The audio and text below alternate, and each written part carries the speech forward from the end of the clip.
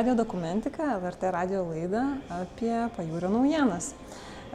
Ieškojau laikraščio, kuris sutiktų papasakoti, kągi reiškia būti vietos žurnalistu, kaip būti nedideliai bendruomeniai žurnalistų, su kokiais iššūkiais susiduria šiandien vietos laikraščiai, vietos spauda, žiniasklaida. Ir kadangi mielai sutikote, tai atvykau jau antrą kartą, nes čia toks formatas, kur surenkame daugiau ir ne tik pokalbių, bet ir rašom garsus, įvairius scenas, tai toks kaip šiek tiek kaip radio filmas, bent jau siekiam tokį sukurti. Kodėl jums pasirodė ši tema aktuali jūsų klausytojams? Aš visada galvodavau apie vietos žurnalistus, kaip jiems sekasi, nes ir pati, kai studijavau žurnalistiką, atlikau savo praktiką vietos laikraštyje ir yra tekę susidurti kitose formatuose su vietos žurnalistais. Ir taip pat vienas iš dalykų yra, žiniasklaida ir žurnalistai yra svarbus tokie demokratijoje ir kitais metais bus rinkimai. Tai irgi pagalvojau, kad galbūt reiktų dar kažkaip atsigręžti į regionus, nebūtinai kalbant apie tą politiką ar rinkimus, bet tiesiog kaip žiniasklaida, kaip žurnalistai siekia tą demokratiją išlaikyti, kaip išlaiko atskaitingas institucijas, kaip bendrauja, kaip bendradarbiauja, kaip su žmonėmis bendrauja, kaip juos parodo ir panašiai. Apie ką bus, kokios detalės skambės toj laidoj?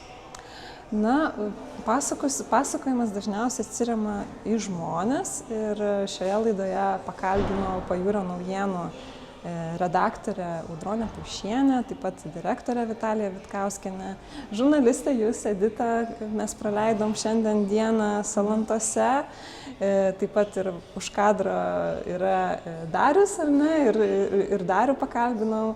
Tai yra žmonės, kurie jau ilgus metus dirba laikraštyje ir jie papasakoja savo darbo užkulisius. Ir norisi galbūt sujungti viską į tokią visumą, tai kuogi gyvena žmonės, parodyti šiek tiek ir žurnalistai, ir laikraščio darbuotojai, parodyti ir jų kasdienybę, ir tas dilemas, kurias jie sprendžia, ir galbūt parodyti, kodėl svarbi yra vietos žiniasklaida, kodėl jinai reikalinga mums, kodėl jinai dar gyvuoja ir kodėl dar turėtų išlikti. Iš tiesų, šiandieną važiavau su jumis į Salantų seniūniją ir jaučiuosi truputį keistai, nes jūs atliekat savo darbą, imat interviu iš seniūnės, o aš tiesiog čia šone ir viską stebiu. Bet paskui pagalvojau, kad gerai, nes iš tikrųjų pajutau, ką reiškia, koks tai yra skonis to buvimo ir kad būtų tos problemos, kurios yra vietai reikšmingos, kurios galbūt nėra reikšmingos visai Lietuvai, bet tai vietai yra labai reikšmingos ir tie žmonės, kurie savo darbais kūrė tą aplinką, yra labai reikšmingi. Tiesiog pajutau viso to svorį, kad iš tikrųjų gyventojams svarbu jų aplinka ir kaip jie gyvena ir kokie kultūros renginiai vyksta ir taip toliau. Tai tiesiog manau, kad buvo vertinga patirtis ir žinoma, kad visų žurnalistų specifika yra skirtinga, tai labai priklauso nuo leidinio, bet rajono žurnalisto specifika yra ta, kad turi žinoti, ko tavo skaitytojas, ko tavo rajono gyventojas gyvena ir atliepti tos poreikius jo. Tai radio dokumentika, kas tai yra, gal žiūrovui pristatytum ir kaip šita tema atrodys tos radio dokumentikos kontekste?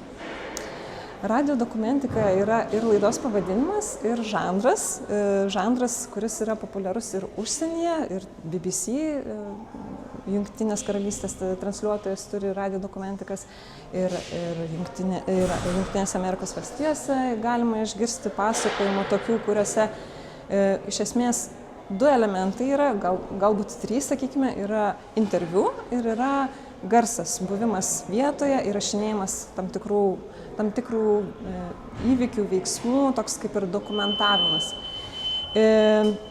Tai mes daug mokomės iš užsienio, bet taip pat esam irgi pasižymėję užsienyje, mūsų laida yra gavusi įvairių tarptautinių apdovanojimų ir tuo labai džiaugiamės, labai didžiuojamės ir kad manom, kad toks lėtesnis turinys irgi turi išliekamąją vertę. O būtent šitam kontekste radio dokumentikos, kaip kaip bus pasakojama apie pajūrio naujienas, tai kviečiu visus paklausyti ir įsijungti gegužės 24 dieną, jeigu nebus nenumatytų aplinkybių, po 11 val. Žinių per LRT radiją bus radijo dokumentika, kurioje ir išgirsite apie pajūrio naujienas. Ačiū labai, Inga, kad pasidalinai.